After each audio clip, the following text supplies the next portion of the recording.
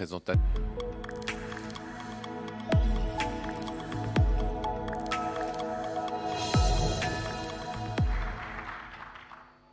Excusez-moi, donc on va commencer la présentation de 3 derniers instituts et initiatives en IA qu'Isabelle a déjà un peu évoqué. Donc le premier, c'est l'Institut Convergence Data IA, qui est à l'Université Paris-Saclay, présenté par son directeur Frédéric Chattal.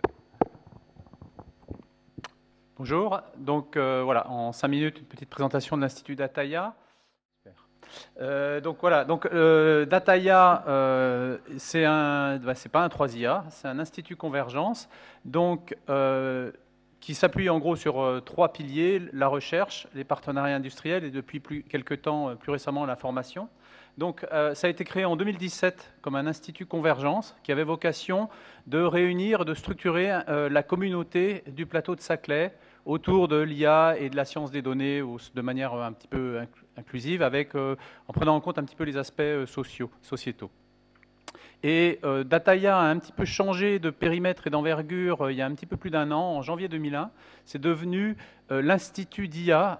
Ça reste un institut convergence, ça sera un institut convergence jusqu'en 2025, mais depuis 1 an et demi, c'est aussi l'Institut d'IA et de sciences de données de l'Université Paris-Saclay, donc qui a pour vocation de structurer et de fédérer tout ce qui est IA et sciences de données dans l'écosystème Paris-Saclay. Et donc il réunit une douzaine de partenaires, je ne vais pas les énumérer, hein, vous avez la liste, universités, écoles et ONR.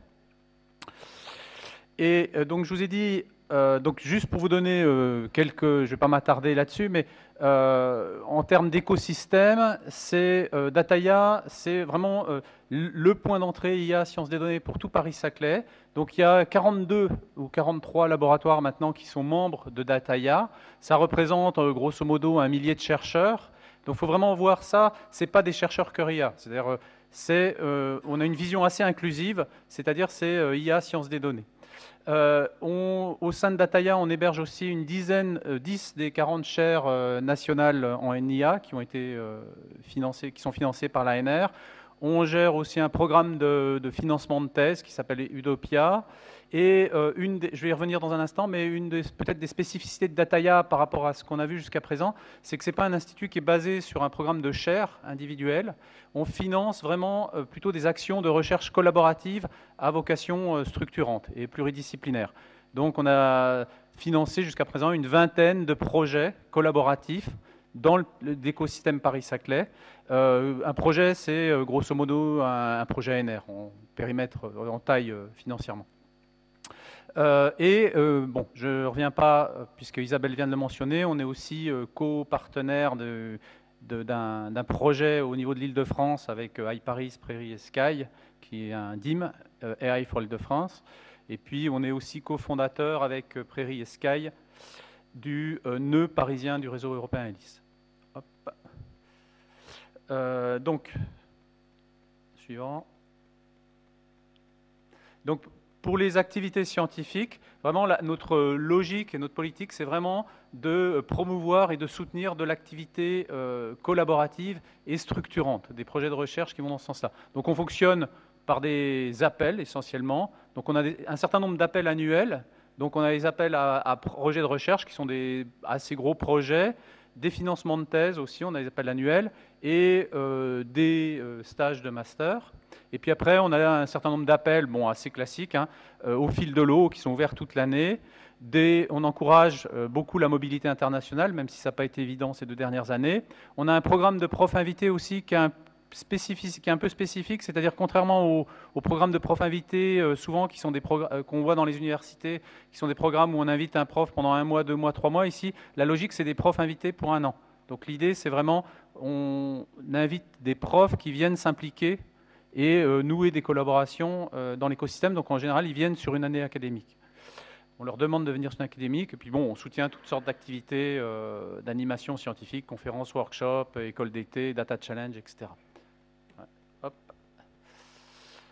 Donc voilà, je ne vais pas m'attarder non plus là sur les projets, mais en termes de thématiques, c'est assez varié, hein. Il y a des choses qui sont autour de l'IA éthique, de la santé, des sciences humaines et sociales, de l'environnement, de la sécurité, e-science, qui est plutôt l'IA appliquée aux autres sciences.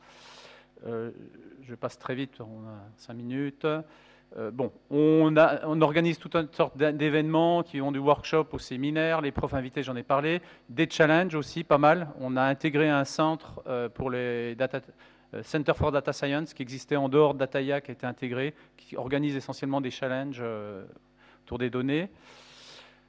On a aussi un programme de thèse, on a piloté un programme de thèse qui s'appelle Udopia. Alors c'est une trentaine de thèses, c'est pas énorme, c'est pas beaucoup à l'échelle de Paris-Saclay, mais il y a un enjeu derrière ça. C'est pas seulement le fait de financer 30 thèses, c'est aussi qu'un des rôles de ce programme-là, c'est d'essayer de structurer et d'animer une communauté d'étudiants en IA.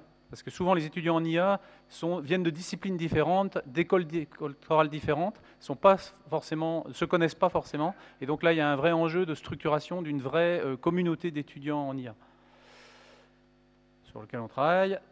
Les partenariats industriels, c'est aussi un des piliers, c'est quelque chose sur lequel on travaille beaucoup depuis un certain temps.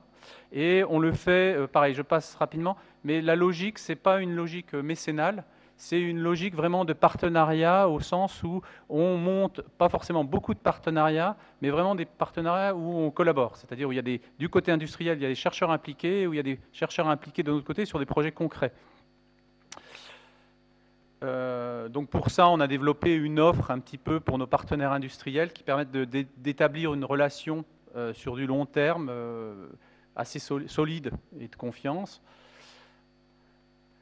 Et dernier point, et j'aurai terminé, comme tous nos petits camarades ici, on a répondu à l'AMI CMA Compétences et métiers de l'avenir sur l'IA, donc en faisant une proposition qui a été acceptée d'une école de l'IA au niveau de Saclay, qui couvre, qui a les mêmes objectifs, massification de l'IA, et qui couvre vraiment l'ensemble de la formation en IA, de la licence au master, avec des aspects aussi doctoraux, et que ce soit formation initiale, formation continue. Donc je pense que comme nous tous ici, en ce moment, c'est un peu la course pour tout mettre en route pour la rentrée de septembre. Et pour terminer, bon, allez, hop, passons. Donc, on est là pendant les 2 jours. Je serai là ces 2 jours-là. Aujourd'hui, il y a Sarah Cohen-Boulakia, qui est directrice adjointe de Dataya, qui est là aussi. Demain, ce sera Frédéric Pascal, qui est l'autre directeur adjoint. Donc, si vous avez des questions, on est à votre disposition, vous nous trouverez. Merci.